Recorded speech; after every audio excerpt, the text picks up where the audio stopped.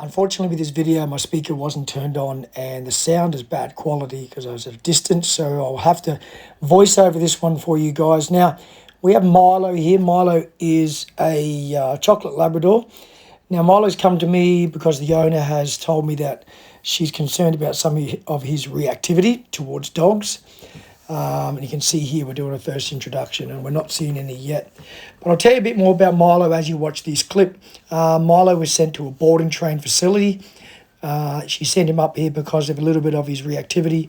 And when she got there, she was told that the e-collar was used on him. And then actually when she went to pick the dog up, the dog escaped, ran off into the bush after a bush turkey. And the dog was later caught. But then a collar was put on the dog and the dog was given a punishment with the e-collar after the fact. So there's so much wrong with this situation. A, the e-collar was completely unnecessary at all on this dog. And B, if you were going to use any equipment like that, the timing with this did not make sense at all. The collar was put on him after the fact. The bird was gone, the dog was caught, the collar was put on, and then he was punished. So this sort of training is totally out of control, completely unprofessional, completely unnecessary, cruel, and now this dog has suffered for it. It was turned right up. She said he yelped when the button was pushed. So this dog has a history of being punished for nothing, basically, which in turn, I've told the owner, could have created some of his reactivity because it completely messed him up. But we are where we are now. So now she's come to me to try and assess his reactivity and see where we go from here. So all we're doing today is introducing Milo to multiple dogs in the safe way that we do it, where we get him to greet, we hold him, we see if he accepts a sniff from dogs from behind, then we get him to greet the dog, and then we work through it. And you can see by his body language, he's a pretty happy dog, tail going pretty well, but tail's not always a sign completely accurate. A lot of people think a wagging tail means a good thing. It can, but it depends on the angle of it and where it's at. If it's completely erect and it's moving left and right very fast, that can mean a very anxious dog as well. And it could still mean a reactive dog. So it's not a complete 100% foolproof sign. So don't be fooled by your dog's tail. You go more by the tension in your dog. If your dog is staying relaxed and the body's relaxed and the body's moving sideways, that real friendly, loose-looking dog, that's what you want. You don't want stiffness. You don't want any staring in the eyes. You want to watch that sort of thing. So I informed the owner of this and the body language that she used to look out for. I like that we see the disinterest there of Milo looking away, which is really good. That's really what we want to see. So we've done with this dog and now we're going to go to the next dog and bring it in and we'll see how we go with the next dog. So we go through the exact same process again. I like this as an initial greeting. It just gives me feedback to whether the dog is completely uncomfortable and will accept it or not accept it. You can see he's not loving it, but he's nowhere near aggressive. He was just looking back going, what is this dog doing? But I think if you can put your dog in an uncomfortable situation and he can accept it, it's a good sign that when he's comfortable, he's not confronted and not held, he's going to accept it a lot more. He also doesn't show massive interest in the other dogs, so we don't have a problem here. And we do this for a few dogs. Now, the big thing here I talk to the owner about is how reactivity can sometimes be displayed, and it can be displayed as a form of what looks like aggression, but this is not always the case. And I know this because I've had a dog previously that was on if you went 1 to 10 on reactivity, you're talking 10. This dog you would think would kill a dog if it got to it. That dog now comes to a daycare. All he wanted to do was get to dogs. The second that dog got to dogs, to German Shepherd we have, his reactivity went away completely. But he displayed it as very aggressive behaviour. It was very hard to read, and we got him with dogs, and he did nothing.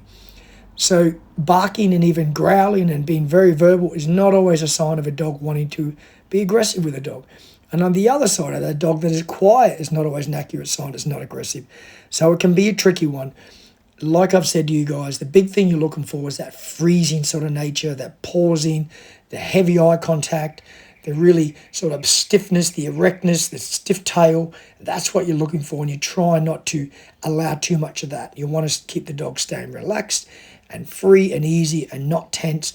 And if we get that disinterest in a dog, that's a good thing that we can get, because it means the dog's not concerned, especially if they turn their back to another dog.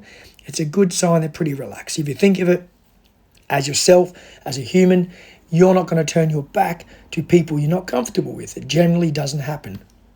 So here we're going to go for another dog, and we'll see how we go with the third dog, and then we get outside. So this is the same procedure, and I'm not even going to run this all the way through with you guys. The worst we get in this situation when these dogs come together is a little bit of growling. After this one, what we do is we bring the 3 dogs back in, plus a bit of a surprise guest, another dog that he hasn't met, because I want to see what he's like when he comes across a dog. Now that I'm pretty comfortable with him meeting dogs, I want to see what he's like with a dog that he hasn't been introduced to. So we'll cut to that now rather than seeing the rest of this. So what you're going to see in this clip here is Milo meeting a German Shepherd that he hadn't met before. Now, the initial meeting, pretty good. No real tension. Milo's actually fairly disinterested, letting the Shepherd smell him and do normal dog greetings, which is great. And then as they come together again, you're going to see a couple of little reactions of Milo, but they're on the very low level of reactivity. The main thing that's being misinterpreted by most owners is the level of reactivity. It's an overreaction going on. And then when you overreact, so you're going to see here, you'll see me give a little correction because I feel a little grumble. And there's a little pop, no big deal. There's a little lunge, but he didn't try to bite him. It may look like there's no biting action. He just does this sort of muzzle thing at him with a bit of a grumble. It's fairly low level and not a big deal, but we need to stop the overreacting. If in that instance, you as an owner, pull that dog apart and take him away from that dog, you are never teaching this dog really any manners. He needs to learn that what I'm going to accept and what you're going to accept as an owner. And he needs to understand that you aren't going to accept this behaviour. You're going to make them meet again, like the example I give all the time with your kids at school or any situation. You tell them to go back to school and you tell them to be nice and learn to get on. You don't take them out of school forever.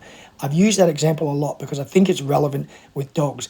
If they act out and voice their opinion, because that's all he's doing. He has another little go here. Again, very low level, nothing. It's when the dog's really walking away from me, he sort of pursues him. And I give a couple little pops there, very low level corrections. I know some people watch this and go, oh my God, you're so harsh. What would you expect me to do there? Use a bit of food? It's not going to work in this instance. It's not going to work ever, to be honest, when it comes to reactivity. That dog's not going to choose a biscuit over that. If I go trying to pull that dog away with a biscuit from there, truthfully, in turn, if you do it wrong, you can actually reinforce the behaviour. The dog may start to think, well, every time I act like this, I get some food. So that doesn't make sense to me as a trainer. This needs to have some positive punishment, which means giving some punishment. And it's not harsh punishment. It is a small correction. People are overreacting in today's world with dog training. It's gone absolutely crazy. You can't tell a dog off. You can't raise your voice. You can only use food. You can't pull a lead. You can't use any equipment we class as adversive. Guys, this is getting out of control. This is what's leading to dogs that are out of control, because it's like a child that has a parent that doesn't ever want to tell their child off. You're going to get a child that's out of control. And this is what's going to happen with your dogs. You see them meeting again now, and there's no reactivity. Let's stop overreacting. Let's stop thinking we can't reprimand our dogs. They are dogs. Remember where they come from. They come from descendants from wolves. They still have the DNA, but we're putting them up this level where we feel we can't even tell a dog off. It is getting crazy, and we need to remind ourselves it is okay to ask something of your dog. And all I'm asking here is don't be aggressive towards dogs. If you don't get rid of this and jump on it straight away, it can progress and get a lot worse. So after assessing Milo with a range of personalities, I've decided here that I'm going to bring him in with all the dogs.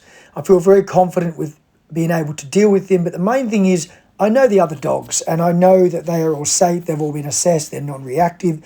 So they're not going to come in and look for any trouble. So put those three things together, my handling skills, knowing Milo and knowing the other dogs, we're going to be okay. But we have to do this. We have to get this dog with dogs. It can be pretty overwhelming right now with all of these dogs coming around. And there's the odd little grumble.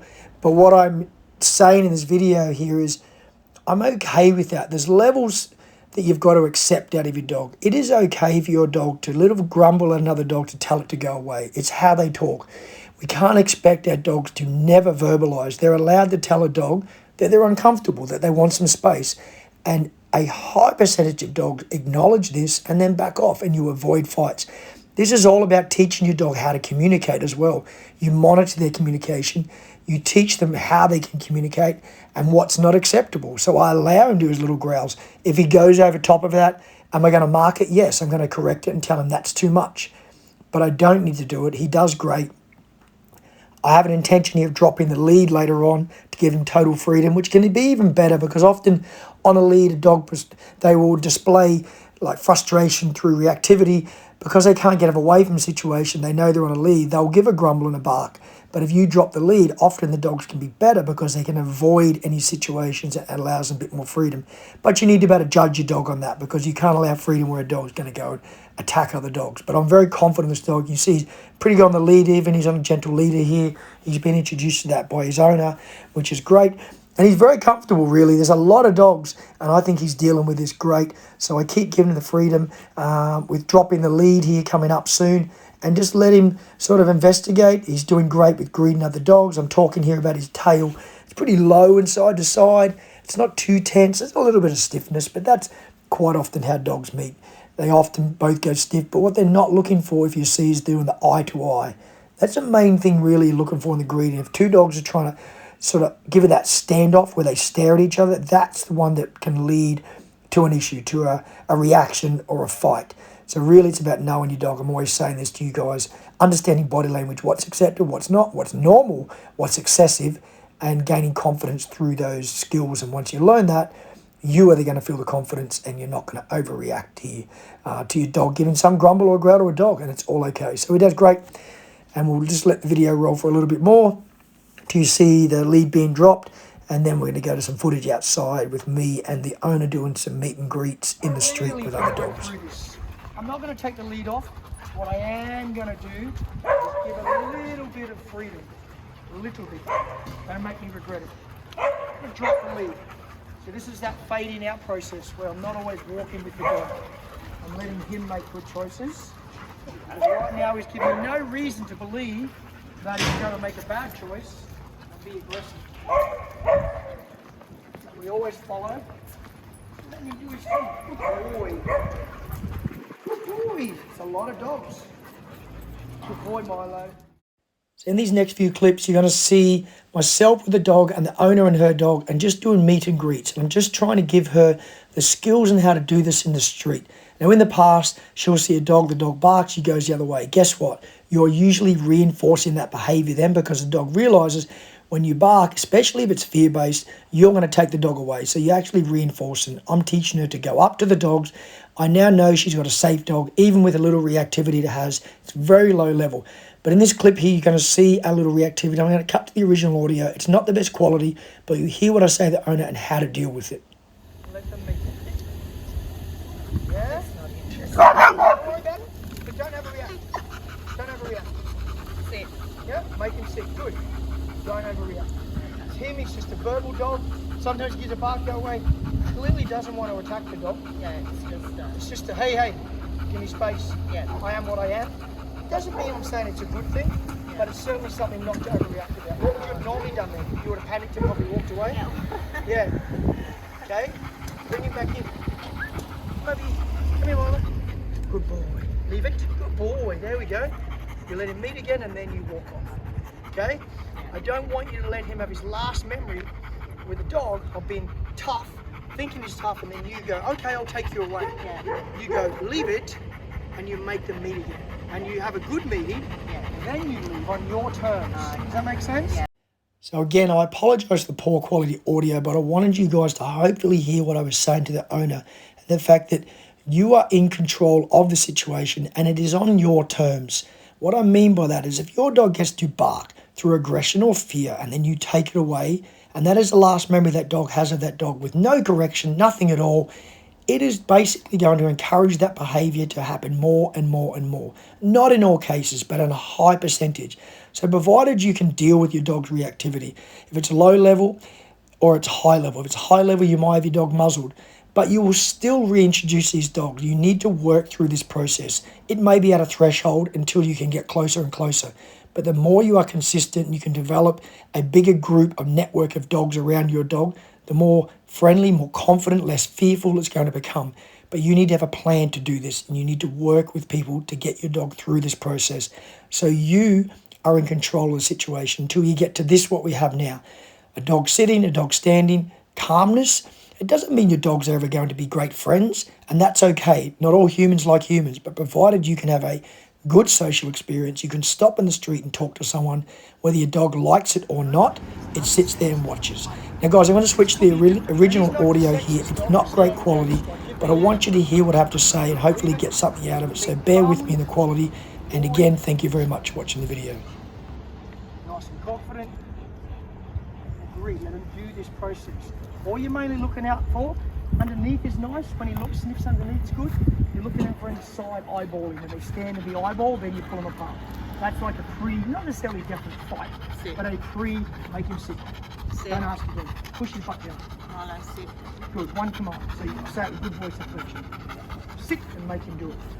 So yeah, when they stop, if they come to eye and they're doing these ones, move them on. That's that pre-tension. Might be a fight, might not be, but it's that like stare off, who's going to give in, you know? Yeah. So that was beautiful. When he sniffs underneath, normal dog meeting, sniffing the butt, things like that. Sniffs under here, perfect. He's not putting his head over top, perfect. And then just move on. Just do this with dog after dog after dog. Yeah? Yeah. I should have given you a lot of confidence. That was the most dogs you met with your dog for a while. Yeah? Do you feel confident? Feel better? Better, yeah. Better? Yeah. I know we've got work to do, but it's been, is that one just male? Okay. Good. Good boy. Nice. Good. That's perfect, Anne, and then you just do that and you do the move on. Let him have his meetings. Yeah. Yeah? This is frustrating to get to see his dog. He's a Labrador. I hope you enjoyed this video. We did get some reactivity. The owner wasn't imagining things, a little bit. But I think with her, it's definitely amplified because it may be her lack of confidence. I saw it when I met her. You need to portray confidence in your dog. You need to be a good leader. You need to know how to handle your dog. And please stop having this knee-jerk reaction. Your dog growls and you go, oh my God, take it away from dogs. You take it back within reason. You got to know your dog. And you reprimand. You give a positive punishment, which is a verbal reprimand or a small correction. Food is not going to cut through it. If I go, please take food and don't grumble. That's not what you do to your kids.